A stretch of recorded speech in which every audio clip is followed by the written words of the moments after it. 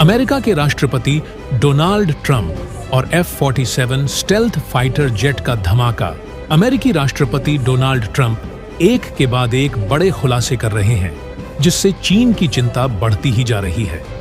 हाल ही में उन्होंने दुनिया के सामने F-47 स्टेल्थ फाइटर जेट को पेश किया, जिसे अमेरिका का सबसे खतरनाक और आधुनिकतम छठी पीढ़ी 6th जनरेशन का लड़ाकू विमान बताया जा रहा है। ट्रंप का कहना है कि यह इतना उन्नत है कि आने वाले 20 से 25 सालों तक भी कोई देश इसकी बराबरी नहीं कर पाएगा। लेकिन असली धमाका तब हुआ जब डोनाल्ड ट्रंप ने यह खुलासा किया कि F-47 को बनाना अभी शुरू नहीं किया गया, बल्कि पिछले 5 सालों से इसे चुपचाप तैयार और टेस्ट किया जा रहा था।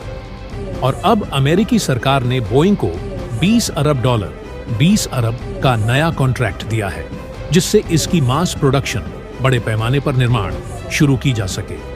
इस योजना के तहत हर साल 50 से अधिक F-47 जेट बनाए जाएंगे और यह संख्या धीरे धीरे 100 से 150 विमान प्रति वर्ष तक बढ़ाई जाएगी। चीन को बड़ा झटका।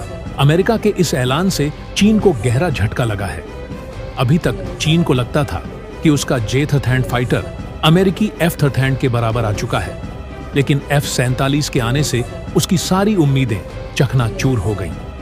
चीन को J-33 बनाने में 25 साल लग गए थे, लेकिन अब F-47 के आने से वह कम से कम 20 और साल पीछे चला गया है।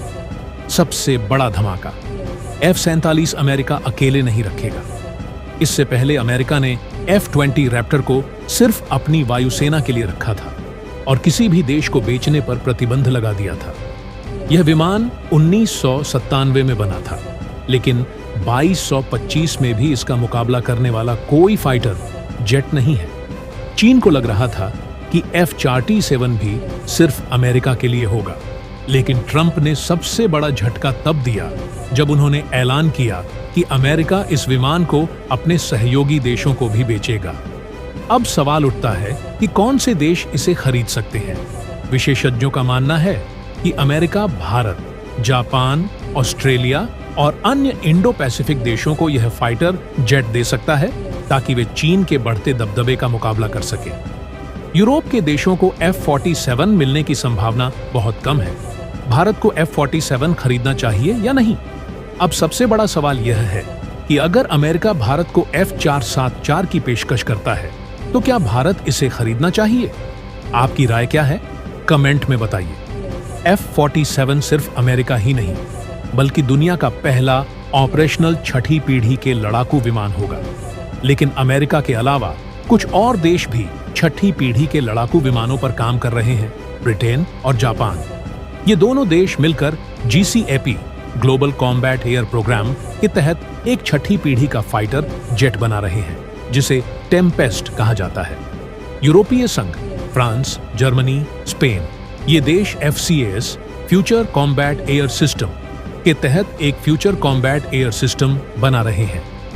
कॉम्बैट एयर सिस्टम नामक छठी पीढ़ी के प्रोजेक्ट पर काम कर रहे हैं। चीन और रूस दोनों देश अपने छठी पीढ़ी के फाइटर जेट्स पर काम करने का दावा कर रहे हैं, लेकिन उनके प्रोजेक्ट अभी शुरुआती दौर में हैं।